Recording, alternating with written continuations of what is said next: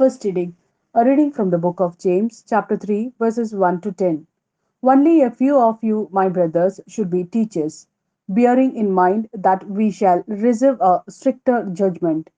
For we all trip up in many ways. Someone who does not trip up in speech has reached perfection and is able to keep the whole body on a tight rein. Once we put a bit in the horse's mouth to make it do what we want, we have the whole animal under our control. Or think of sheep no matter how big they are.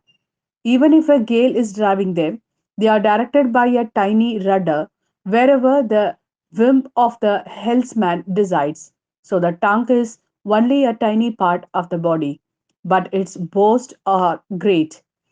Think how small a flame can set fire to a huge forest. The tongue is a flame too. Among all the parts of the body, the tongue is a whole wicked world. It infects the whole body, catching fire itself from hell. It sets fire to the whole wheel of creation. Wild animals and birds, reptiles and fish of every kind can all be tamed and have been tamed by humans. But nobody can tame the tongue.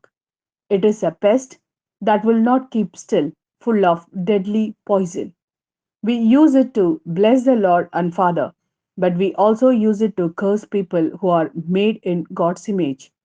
The blessing and curse come out of the same mouth. My brothers, this must be wrong. This is the word of Lord. Thanks be to God.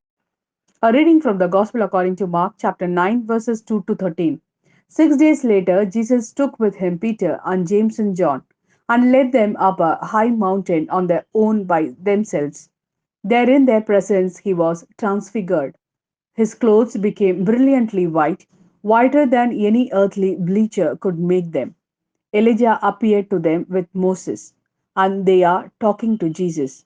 Then Peter spoke to Jesus, Rabbi, he said, it is wonderful for us to be here. So let us make three shelters, one for you, one for Moses, and one for Elijah. He did not know what to say. They were so frightened. And a cloud came, covering them in shadow. And from the cloud there came a voice, this is my son, the beloved. Listen to him. Then suddenly, when they looked around, they saw no one with them, anyone but only Jesus.